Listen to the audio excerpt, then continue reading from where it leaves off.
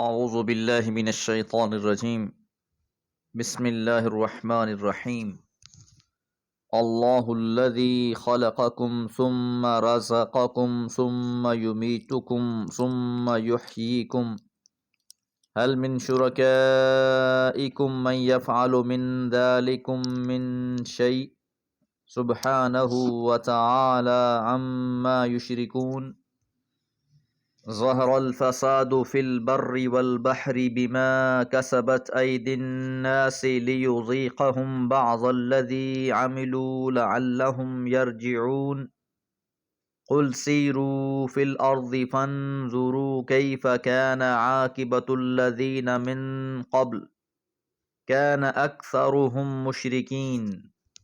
سورہ روم آیات 40 سے 42۔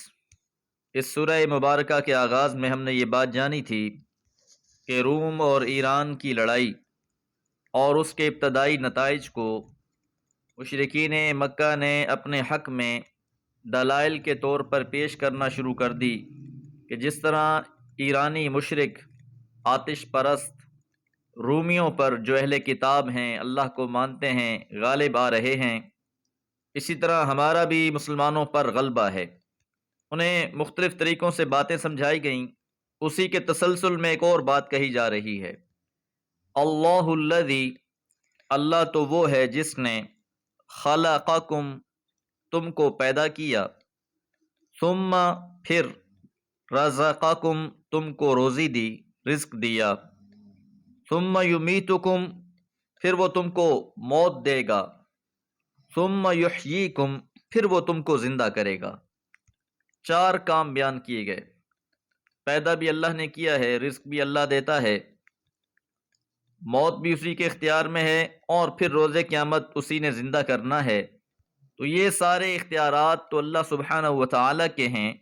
حل من شرکائکم، کیا تمہارے ان شریکوں میں سے من یفعل من ذالکم من شیء، کوئی ایسا ہے جو ان کاموں میں سے کوئی کام کرے؟ کہ اللہ کے سوا یہ جو تم نے 360 بنا رکھے ہیں، کیا کسی کے اختیار میں تخلیق کرنا ہو، رزق دینا ہو، زندگی اور موت اس کے اختیار میں ہو؟ تو یاد رہے، مشرکین مکہ ان ساری باتوں کو اللہ ہی کی طرف منسوب کرتے تھے کہ ہمیں پیدا بھی اللہ نے کیا ہے، رزق بھی اللہ دیتا ہے، اور وہی مارتا ہے، موت کا اختیار بھی اسی کے پاس ہے۔ تو اب انہی سے یہ سوال کیا جا رہا ہے کہ کیا کوئی ایسا ہے ان شرکاء میں سے جو تم نے بنا رکھے ہیں، اس کے اختیار میں ان کاموں میں سے کوئی ایک کام بھی ہو؟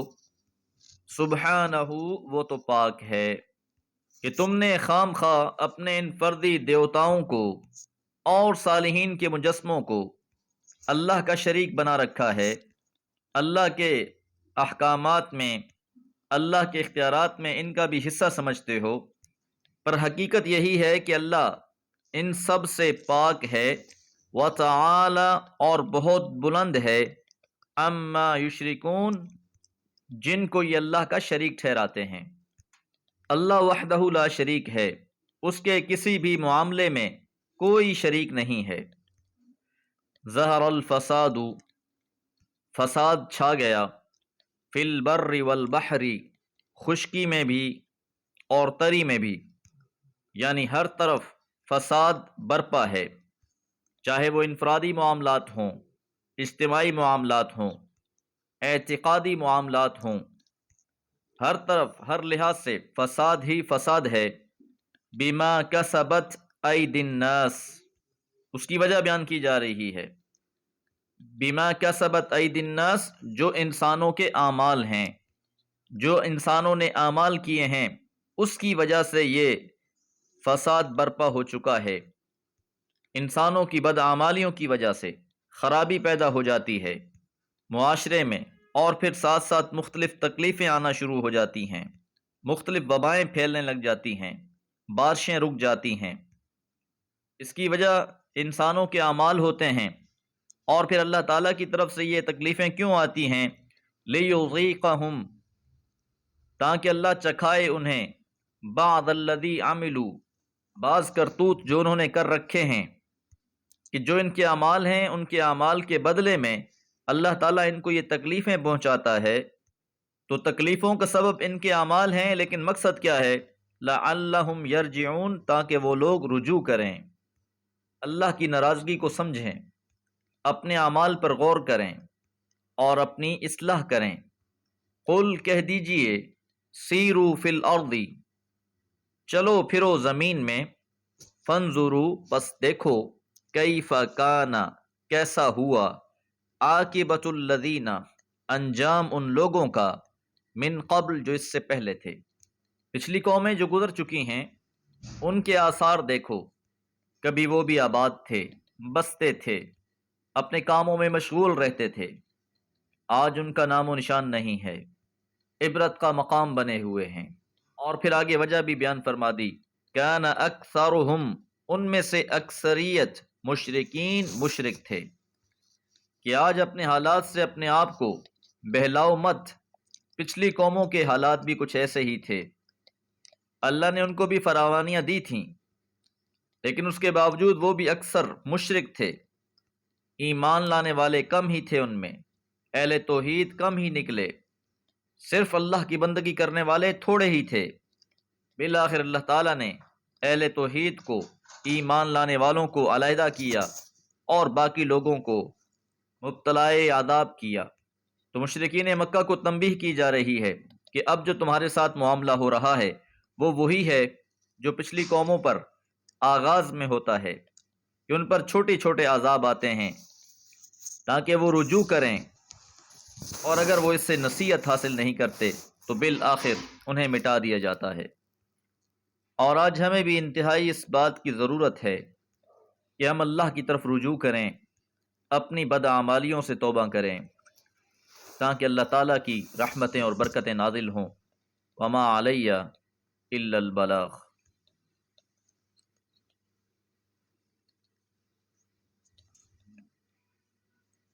اعوذ باللہ من الشیطان الرجیم، بسم اللہ الرحمن الرحیم۔ فَأَقِمْ وَجْهَكَ لِلدِّينِ الْقَيِّمِ مِنْ قَبْلِ أَنْ يَأْتِيَ يَوْمٌ لَا مَرَدَّ لَهُ مِنَ اللَّهِ يَوْمَئِذٍ يَصَّدَّعُونَ مَنْ كَفَرَ فَعَلَيْهِ كُفْرُهُ وَمَنْ عَمِلَ صَالِحًا فَلِأَنفُسِهِمْ يَمْهَدُونَ لِيَجْزِيَ الَّذِينَ آمَنُوا وَعَمِلُوا الصَّالِحَاتِ مِنْ فَضْلِهِ انہ لا یحب الکافرین۔ سورہ روم، آیات 43 سے 45۔ پچھلے درس میں ہم نے یہ بات جانی کہ خشکی اور تری ہر جگہ لوگوں کے اعمال کے نتیجے میں فساد چھا گیا ہے، تاکہ اللہ ان کو بعض کرتوتوں کا مزہ چکھائے۔ ان سے کہیں کہ ملک میں چلو پھرو اور دیکھو کہ ان لوگوں کا کیا انجام ہوا جو پہلے گزرے ہیں، ان میں سے اکثر مشرک ہی تھے۔ فَأَقِمْ وَجْهَكَ، پس آپ سیدھا کر لیجیے اپنے چہرے کو، لِلدِّينِ الْقَيِّمِ، دین قیم کے لیے۔ آپ لوگوں کو دعوت دے رہے ہیں، سمجھا رہے ہیں، لیکن اکثریت آپ کی مخالفت کر رہی ہے، آپ کی بات تسلیم کرنے کو تیار نہیں ہیں۔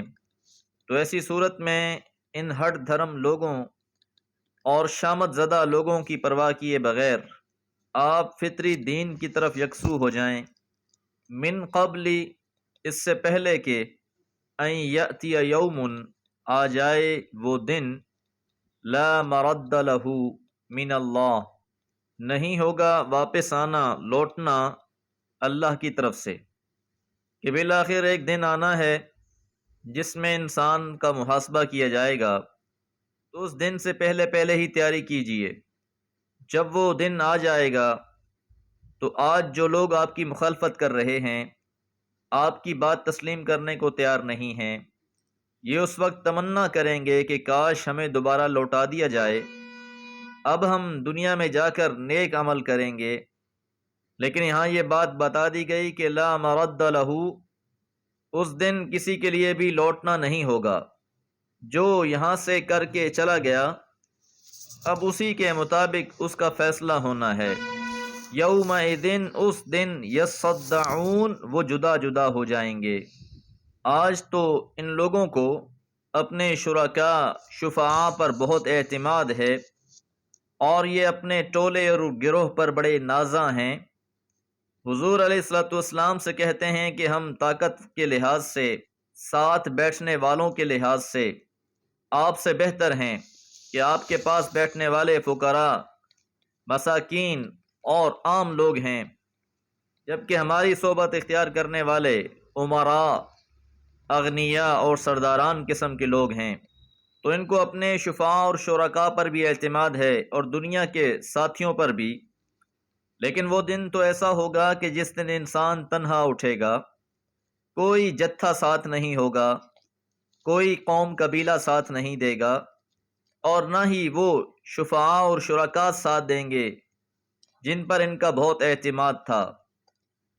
اس لیے فرمایا من کفر فعلیہ کفر، جس نے بھی کفر کیا اس کا وبال اسی پر ہوگا، کوئی دوسرے کا ذمہ دار نہیں ہے، بلکہ ہر انسان اپنے کیے کا خود جواب دہ ہے۔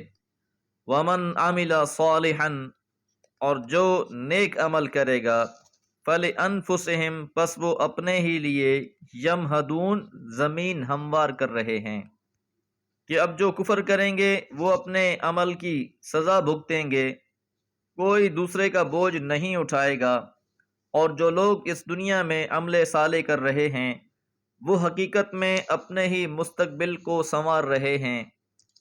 تو اب جب روز قیامت اٹھائے جائیں گے، لیجزی الذین آمنوا، تاکہ اللہ تعالیٰ صلہ دے ان لوگوں کو، بدلہ دے ان لوگوں کو، آمنوا جو ایمان لائے ہیں، وعملوا الصالحات اور نیک اعمال کیے ہیں، من فضلہ اپنے فضل سے۔ تو اس دن کو قائم کرنے کا مقصد یہی ہے کہ جو لوگ ایمان لائیں گے، عمل صالح کریں گے، اللہ تعالیٰ ان پر اپنا خاص فضل فرمائے گا اور اس فضل سے انہیں صلہ دے گا۔ انہو، بلا شبہ وہ، لا یحب الکافرین، کافروں کو پسند نہیں کرتا۔ اب غور کریں کہ جہاں اہل ایمان کی بات آئی تو ان کے بارے میں فرمایا کہ اللہ تعالیٰ اپنے فضل سے انہیں صلہ عطا فرمائے گا، کیونکہ وہ لوگ ایمان لائے تھے اور انہوں نے نیک اعمال کیے تھے۔ اور جب کافروں کی بات آئی تو صرف اتنا ہی کہہ دیا انہو لا یحب الکافرین۔ اس ٹکڑے سے کفر اور اہل کفر کے لیے جو نفرت اور کراہیت ہے ان کے سرسری تذکرے سے ہی ظاہر ہو جاتی ہے۔ تو آخرت کے دن کا اہتمام ہے ہی اہل ایمان کے لیے۔ تو جس طرح اللہ تعالیٰ اہل کفر کو پسند نہیں کرتا، اس لیے یہاں ان کے تذکرے کو بھی پسند نہیں کیا، بلکہ انتہائی اعجاز کے ساتھ یہی کہہ دیا گیا کہ ایسے لوگوں کو اللہ دوست نہیں رکھتا۔ دعا ہے اللہ تعالیٰ ہم سب کو بھی ان لوگوں میں شامل فرمائے جن پر اللہ کا فضل ہونا ہے۔ وما علیہ الا البلاغ۔